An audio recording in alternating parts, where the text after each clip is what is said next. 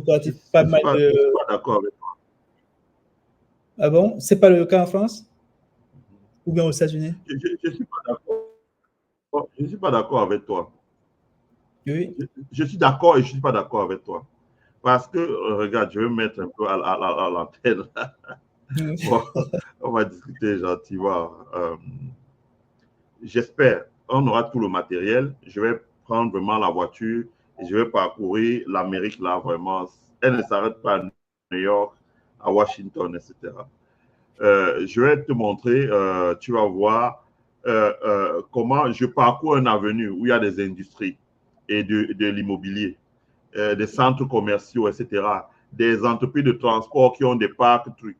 Bon, l'avantage des États-Unis, c'est que souvent, quand les banques financent des activités, elles sont autorisées à mettre c'est-à-dire que ça a été financé par telle banque, ça a été financé par telle banque pour leur publicité. Ouais.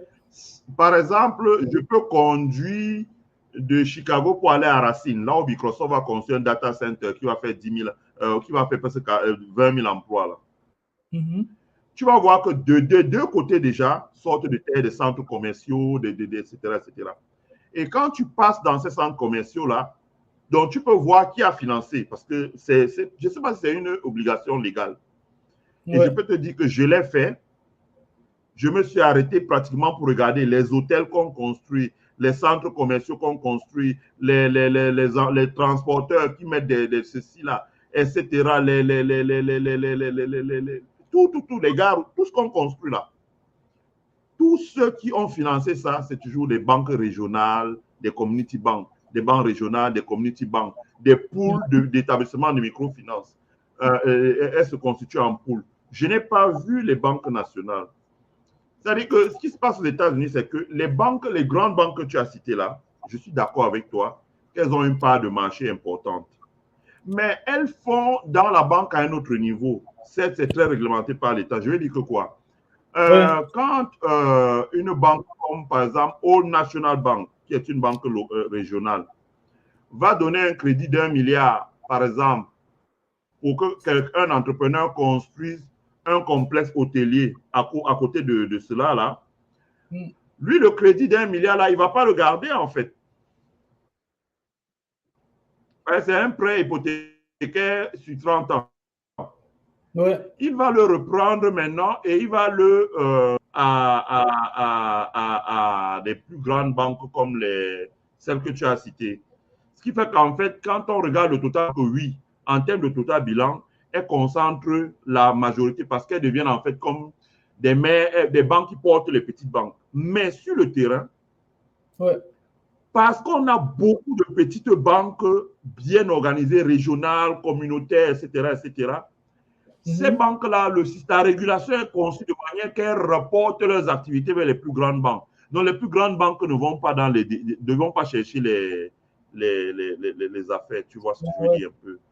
Or, chez nous, si on veut appliquer ça, si on avait mis, par exemple, un système de banque régionale et que chaque région du Cameroun avait 5 banques régionales à capitaux camerounais, ça ferait 50. À ce moment, Afriland Bank, par exemple, n'irait pas financer quelqu'un qui veut construire une station-service à Bafoussam ou en Konsamba. La personne construirait la station-service, donnerait un prêt hypothécaire, mais le prêt hypothécaire serait par la suite revendu à discount à Afriland Bank. Et Afriland Bank sera à peu près comme la mère des banques. Bon, ça se ressentirait parce que son total de bilan va grandir. Je ne sais pas si je me suis un peu bien expliqué, si je me fais un peu bien comprendre. C'est pour ça que je dis encore, est-ce que chez nous, 10 banques, ce n'est pas une usine à gaz? Justement, en fait, il y a justement cette hiérarchie-là. Chez nous, ce que tu appelles les community banks, là, c'est représenté par les microfinances. Donc, c'est un peu la même architecture. On a plus de 400 microfinances au Cameroun actuellement qui sont chargées justement de se financer, de faire ce financement de proximité-là. Donc, lorsque je parle de Elle ne dimanche, participe pas au marché interbancaire et elle ne peut pas se refinancer à la banque centrale.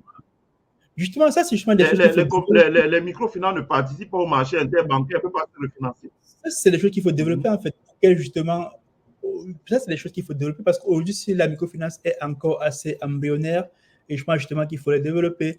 Mais quant à la loi de Pareto, c'est-à-dire les 80% qui tiennent, les 20% qui tiennent 80% du marché, c'est toujours autour de 10, maximum 15, qui sont vraiment les big, quoi.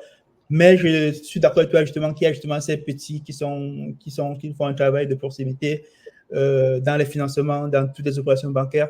Et c'est un gros sujet, chez nous, c'est comment pérenniser les microfinances. Quelles sont les transformations à leur apporter pour qu'elles puissent non seulement se pérenniser, mais mieux se développer et mieux financer l'économie camerounaise pour le cas d'espèce. Et c'est pareil dans les pays de l'AES.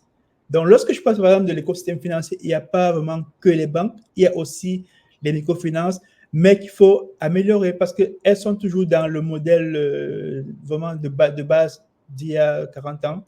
Donc, il faut faire évoluer ces institutions-là qui ont un maillage territorial assez important, qui ont aussi l'espérance de la possibilité. Parce que chez nous, on a un souci, c'est l'économie informelle. Or, la banque ne va pas employer un gars qu'elle paye 800 000 francs le mois pour aller gérer les affaires de 40-50 000 au quartier, en fait.